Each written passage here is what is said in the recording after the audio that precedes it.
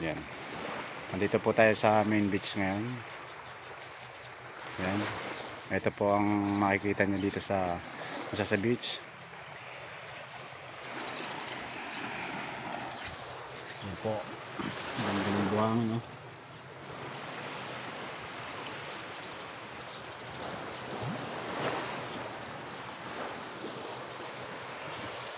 Yan ang dagat. Kalma. Kalmang kalma.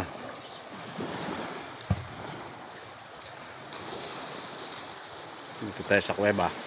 Ito po yung kuweba. Yan. Yan ang baybayin, mga malinis.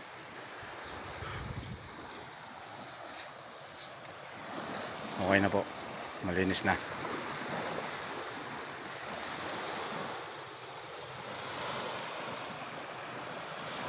Ngayon po yan, Martes, September 8.